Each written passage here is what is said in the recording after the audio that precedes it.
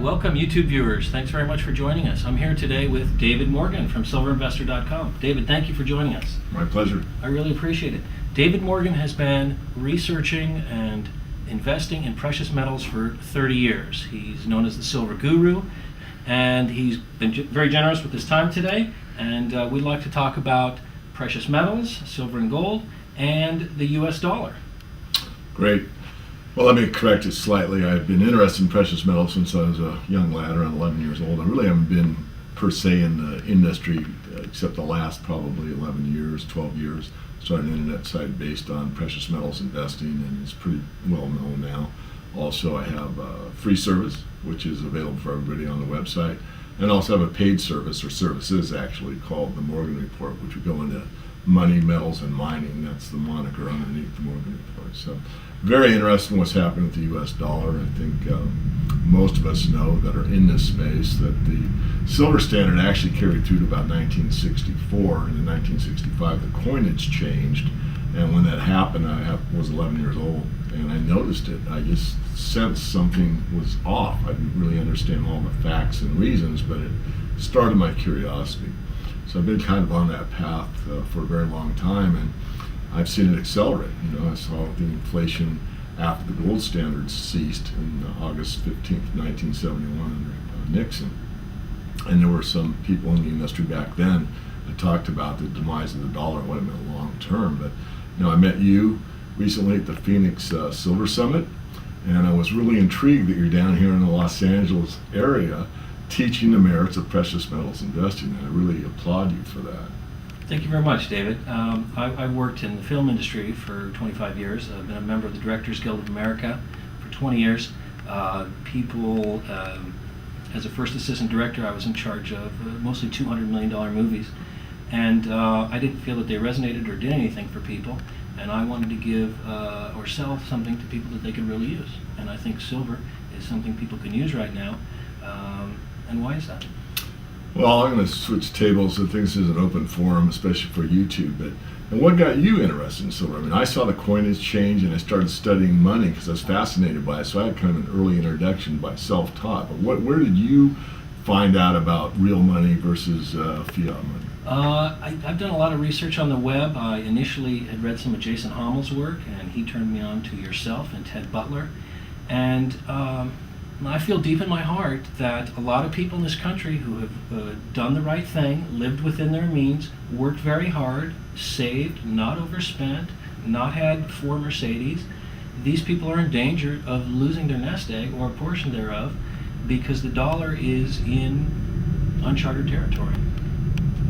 Well, let's talk a little bit about a dollar. This is a real silver dollar. This is called a peace dollar. And this was made after World War I, the war to end all wars. Peace dollar, with the idea being that there would be no more wars. Unfortunately, that's not true. And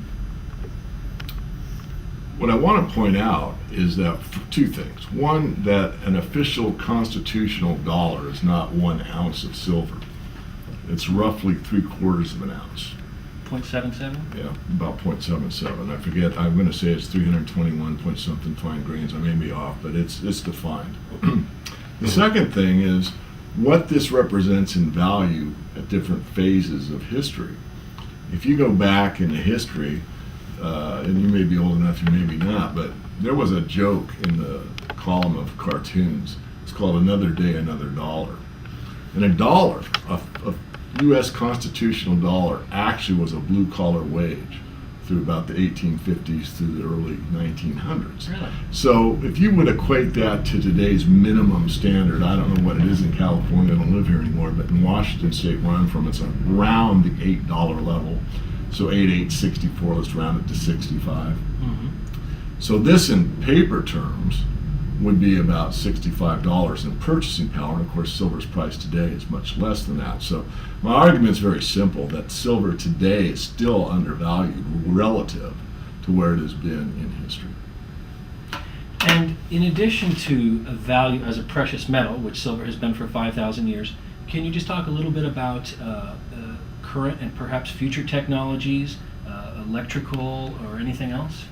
Absolutely. I mean, we go back to where the silver standard ceased, and it wasn't really officially, but it was in the coinage. So you could, cash in a silver certificate for silver at the bank anytime you wanted, and that ended in 65, actually in 68 for the paper. But, so what's taken place was Johnson said, silver's too valuable to be money. Think about that statement. Money is supposed to have value, But the idea was that this silver was going to be needed, and no one knew the future exactly, but there were starting to be more and more application for silver in industrial applications, high-tech applications primarily.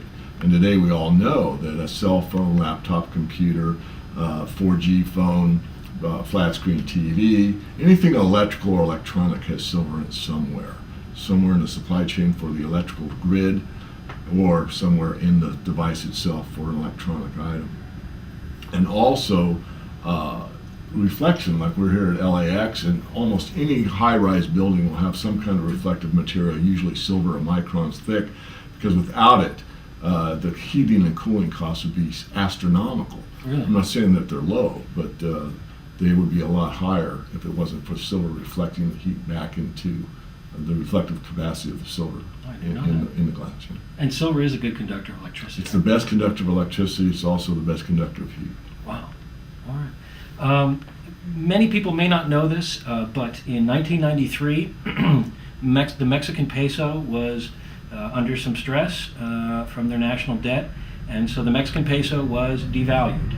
And from one day to the next, you would go to Burger King, and your burger would now cost 5,000 pesos, because the new pesos, in relation to the old pesos, were 1,000 to 1. So your old peso technically wasn't worthless, but again, it's worth 1/1,000th of a new one.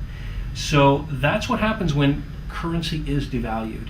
And I just want to point out real quick to people that if you knew somebody that made $100,000 a year and spent $350,000 a year, would you want to loan that person money?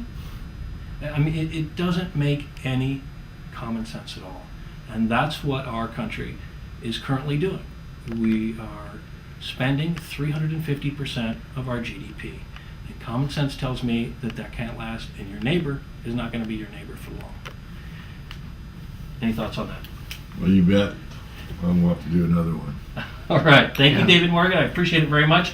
Silverinvestor.com. David Morgan, thanks for being here.